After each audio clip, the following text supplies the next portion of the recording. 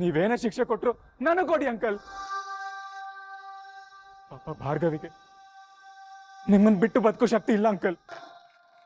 ದಯವಿಟ್ಟು ನಿಮ್ ಕೋಪನ ಅವಳ ಮೇಲೆ ತೋರಿಸ್ಬೇಡಿ. ಯಾರು ನೀನು? ಇವಳ ಮೇಲೆ ಕೋಪ ಮಾಡ್ಕೋಬೇಕಾ ಬ್ಯಾಡ್ವಾ ಅಂತ ಹೇಳೋದಕ್ಕೆ ನೀನ್ ಯಾರು? ಒಂದು ಕೈನಲ್ಲಿ ಚಪ್ಪಾಳೆ ಆಗುತ್ತೋ? ಇಬ್ರು ತಪ್ಪು ಮಾಡಿದ್ದೀರಾ. ನನ್ ಕಣ್ಣಿಗೆ ಬೀಳ್ಬೇಡಿ ನೀವು. ಹೊರಟೋಗಿಲ್ಲಿಂದ. ಅಂಕಲ್, ತಪ್ಪು ಮಾಡಿದ್ದು ನಿಜಾನೇ, ಆದ್ರೆ ನಿಮ್ಮಿಂದ ಮುಚ್ಚಿಡೋ ಉದ್ದೇಶ ನಮಗಿರ್ಲಿಲ್ಲ. ಇವತ್ತು ನಿಮ್ ಕಣ್ಣಿಗೆ ನಾವು ತಪ್ಪು ಮಾಡಿರೋ ತರ ಕಾಣ್ತಿದ್ದೀವಿ. ಆದ್ರೆ ನೋಡ್ತಾ ಇರಿ, ಮುಂದೆ ನೀವೇ ಖುಷಿ ಪಡೋ ತರ ನಾವಿಬ್ರು ಜೀವನ ಮಾಡಿ ತೋರಿಸ್ತೀವಿ.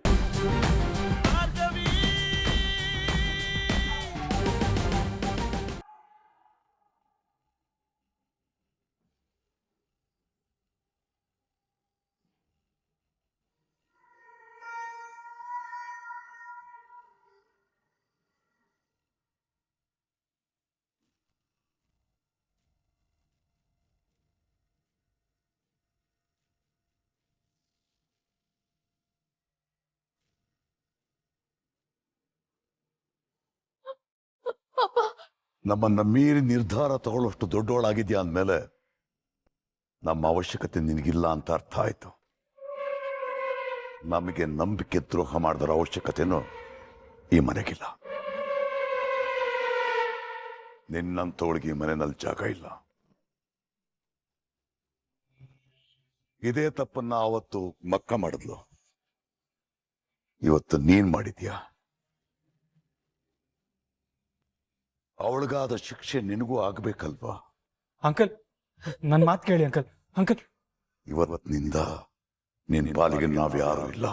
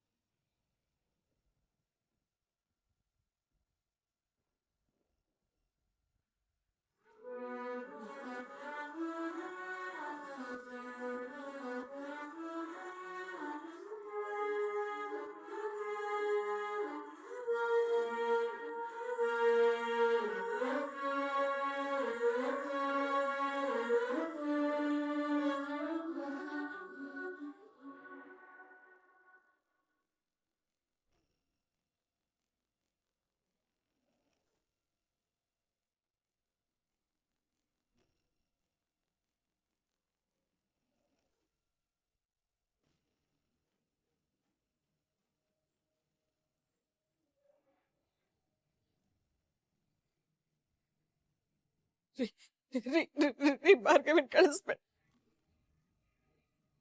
ಭಾರ್ಗವಿನ ಹಬ್ಬಗ್ಲಲ್ಲನ್ರಿ ಬೇಡರಿ, ರೀ ಒಳಕರಿ. ಇವತ್ತಿನಿಂದ ನಮಗೂ ನಿನಗೂ ಯಾವ ಸಂಬಂಧನೂ ಇಲ್ಲ. ನಿನ್ನ ಮುಖ ತೋರಿಸ್ಕೊಡು ನನಗೆ.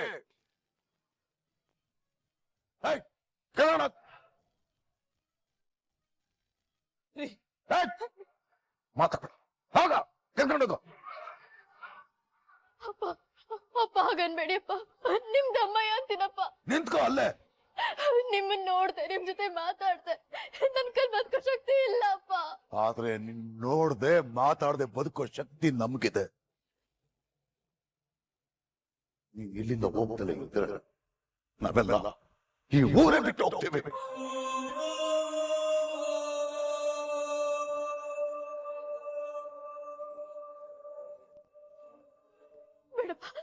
ಬೇಡಪ್ಪ, ನಾನೇ ಹೋಗ್ತೇನಪ್ಪ. ಅಂಕಲ್, ನಾವ್ ಹೇಳ್ದೆ ಕೇಳ್ದೆ ಮದುವೆ ಆಗಿದ್ದು ತಪ್ಪ ಅಂಕಲ್. ನಿಮ್ ಕೋಪ ಕೂಡ ಸಹಜನೇ. ನಿಮ್ ಬಗ್ಗೆ ನನಗ್ ತುಂಬಾ ಮರ್ಯಾದೆ ಇದೆ ಅಂಕಲ್. ಆದ್ರೆ ಭಾರ್ಗವಿ ಈಗ ನಿಮ್ ಮಗಳಷ್ಟೇ ಅಲ್ಲ, ನನ್ನ ಹೆಂಡತಿ ಕೂಡ. ಅವ್ರು ಈ ತರ ಕಣ್ಣೀರ್ ಹಾಕೋದನ್ನ ನನ್ ಕೈಯಲ್ಲಿ ನೋಡಕ್ ಆಗಲ್ಲ ಅಂಕಲ್. ಅಂಕಲ್, ಭಾರ್ಗವಿ ಏನು ತಪ್ಪು ಮಾಡಿಲ್ಲ ಅಂಕಲ್. ಇನ್ಫ್ಯಾಕ್ಟ್ ನಾನು ತಾಳಿ ಕಟ್ತೀನಿ ಅಂತ ಅವ್ರಿಗೆ ಗೊತ್ತಿರ್ಲಿಲ್ಲ. ತಾಳಿ ಕಟ್ ತಪ್ಪು ಮಾಡಿದ್ದು ನಾನ್ ಅಂಕಲ್, ನಾನ್ ಅಪರಾಧಿ. ನೀವೇನೇ ಶಿಕ್ಷೆ ಕೊಟ್ರು ನನಗ್ ಕೊಡಿ ಅಂಕಲ್. ಪಾಪ ಭಾರ್ಗವಿಗೆ ನಿಮ್ಮನ್ ಬಿಟ್ಟು ಬದುಕೋ ಶಕ್ತಿ ಇಲ್ಲ ಅಂಕಲ್. ದಯವಿಟ್ಟು ನಿಮ್ ಕೋಪನ ಅವಳ ಮೇಲೆ ತೋರಿಸ್ಬೇಡಿ. ಯಾರು ನೀನು? ಇವಳ ಮೇಲೆ ಕೋಪ ಮಾಡ್ಕೋಬೇಕಾ ಬ್ಯಾಡ್ವಾ ಅಂತ ಹೇಳೋದಕ್ಕೆ ನೀನ್ ಯಾರು? ಒಂದು ಕೈನಲ್ಲಿ ಚಪ್ಪಾಳೆ ಆಗುತ್ತೋ? ಇಬ್ರು ತಪ್ಪು ಮಾಡಿದ್ದೀರಾ. ನನ್ ಕಣ್ಣಿಗೆ ಬೀಳ್ಬೇಡಿ ನೀವು. ಹೊರಟೋಗಿ ಇಲ್ಲಿಂದ. ಅಂಕಲ್, ತಪ್ಪು ಮಾಡಿದ್ದು ನಿಜಾನೇ, ಆದ್ರೆ ನಿಮ್ಮಿಂದ ಮುಚ್ಚಿಡೋ ಉದ್ದೇಶ ನಮಗಿರ್ಲಿಲ್ಲ.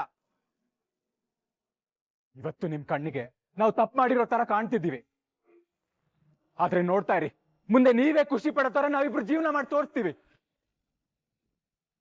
ಆಯ್ತು ಅಂಕಲ್, ನನ್ನ ಹೆಂಡತಿನ ನಾನು ಇಲ್ಲಿಂದ ಕರ್ಕೊಂಡು ಹೋಗ್ತೀನಿ.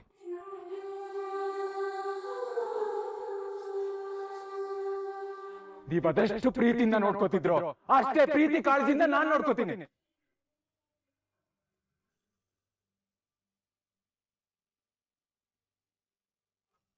ನನ್ನ ಹೆಂಡತಿನ ನಾನು ಯಾವತ್ತೂ ಬಿಟ್ಕೊಡಲ್ಲ.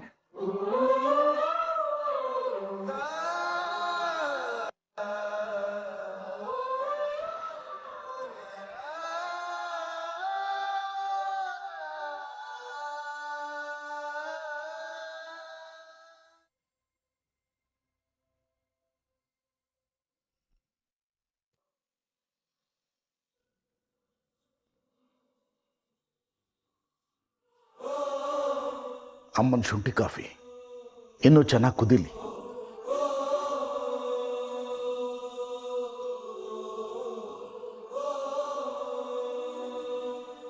ಇಷ್ಟು ವರ್ಷ, ಇಷ್ಟು ದೊಡ್ಡ ಮನೆ, ಎಷ್ಟು ಜನಕ್ಕೆ ಅಡುಗೆ ಮಾಡಿ ಊಟಕ್ಕೆ ಬಡಿಸ್ತಾ ಇದ್ಲು. ಮನೆ ಮಗಳ ತರ ಎಲ್ರ ಬಗ್ಗೆನೂ ವಿಚಾರಿಸ್ತಾ ಇದ್ದ ಸಂಧ್ಯಾ ಸಾವಾಗಿದೆ. ಆದರೆ ನಮ್ಮ ಮನೆಯಲ್ಲಿರೋ ಕೆಲವರಿಗೆ ಸಂಬಂಧನೇ ಇಲ್ಲ ಅನ್ನೋ ತರ ಇದ್ದಾರೆ. ಇಷ್ಟು ವರ್ಷ ಅವಳನ್ನ ಒಂದು ವಸ್ತು ಹಾಕಿ ನೋಡಿದ್ರೆ ಹೊರತು ವ್ಯಕ್ತಿಯಾಗಿ ನೋಡ್ಲೇ ಇಲ್ಲ. ನನ್ನ ಮಗಳು ವಯಸ್ಸು, ಎಲ್ರಿಗೂ ಸಂತೋಷನೇ ಹಂಚ್ತಾ ಇದ್ಲು. ಕೊನೆಯಲ್ಲಿ ನೋವಿನಲ್ಲಿ ಹೊರಟೋದ್ಲು. ಇಷ್ಟು ವರ್ಷ ಅವಳು ನೆಮ್ಮದಿಯಾಗಿರ್ಲೇ ಇಲ್ಲ. ದೇವ್ರೆ, ಈಗಲಾದ್ರೂ ಅವಳ ಆತ್ಮಕ್ಕೆ ಶಾಂತಿ ಕೊಡು. ಸಂಧ್ಯಾ ಗೊತ್ತಿಲ್ಲದೆ ವಿಕ್ಕಿ ಕೈಗೆ ಸಿಕ್ಕಾಕೊಂಡು ಸತ್ಲು. ಅದು ನನ್ನ ಮಗಳು ಗೊತ್ತಿದ್ದು ವಿಕ್ಕಿ ಬಲೆಗೆ ಬೀಳ್ತಿದ್ದಾಳೆ. ಹೀಗಂತ ಅವಳು ವರ್ತನೆನೇ ಬೇರೆ ತರ ಆಗೋಗಿದೆ. ವಿಕ್ಕಿ ಕೇಸ್ ಮುಗೀತು, ಮದುವೆ ಆಗ್ಬೇಕು, ಹಾಗೆ ಹೀಗೆ ಅಂತ ಮಾತಾಡ ರುದ್ರ ಟೆನ್ಷನ್ ಆಗೋಗಿದ್ದಾಳೆ. ಋತುಗೆ ಇಬ್ಬರು ಅಣ್ಣಂದಿರಿದ್ದಾರೆ. ಯಾರು ಒಳ್ಳೆಯವರು ಯಾರು ಕೆಟ್ಟವರು ಅನ್ನೋ ವ್ಯತ್ಯಾಸನೇ ಗೊತ್ತಾಗ್ತಿಲ್ಲ ಅವಳಿಗೆ. ಸುಳ್ಳು ಸಾಕ್ಷಿ ಕೊಟ್ಟು ಕಾನೂನಿಂದ ತಪ್ಪಿಸ್ಕೊಂಡು ಮಾತ್ರಕ್ಕೆ ವಿಕ್ಕಿ ಸಾಚಾ ವ್ಯಕ್ತಿ ಆಗ್ತಾನ? ನೋ, ಖಂಡಿತ ಇಲ್ಲ. ಇದನ್ನ ನನ್ನ ಮಗಳಿಗೆ ಅರ್ಥ ಮಾಡಿಸೋದು ಹೇಗೆ? ಒಬ್ಬ ಹೆಣ್ಮಗಳು ತಂದೆಯಾಗಿ ನನಗಾಗ್ತಿರೋ ಸಂಕಟ ನಮ್ಮ ಅಣ್ಣನ್ಗೆ ಯಾಕೆ ಅರ್ಥ ಆಗ್ತಿಲ್ಲ? ಈಗಾಗಲೇ ಅವನ ರಾಕ್ಷಸರ ಕೈಗೆ ಒಪ್ಸೋದಕ್ಕೆ ರೆಡಿ ಆಗಿದ್ದಾನೆ. ಇಲ್ಲ, ಸಂಧ್ಯಾ ಆಗಾದ ಮೋಸ ನನ್ನ ಮಗಳಿಗೆ ಆಗ್ಬಾರ್ದು. ಹಾಗಾಗೋದಕ್ಕೆ ನಾನು ಬಿಡೋದಿಲ್ಲ, ನಾನು ಬಿಡೋದೇ ಇಲ್ಲ. ಋತು ಇನ್ನೂ ಚಿಕ್ಕವಳು, ಅವಳಿಗೇನು ಗೊತ್ತಾಗಲ್ಲ. ಅವಳು ಕುಣಿದಾಗೆ ನಾವು ಯಾಕೆ ಕುಣಿಬೇಕು? ಒಳ್ಳೊಳ್ಳೆ ಸಂಬಂಧಗಳು ಬರ್ತಿದೆ ಅವಳಿಗೆ. ಈಗಲೇ ಅಮ್ಮನ ಹತ್ರ ಮಾತಾಡಿ ಋತು ಮದುವೆನ ನಿಶ್ಚಯ ಮಾಡಿಸ್ತೀನಿ.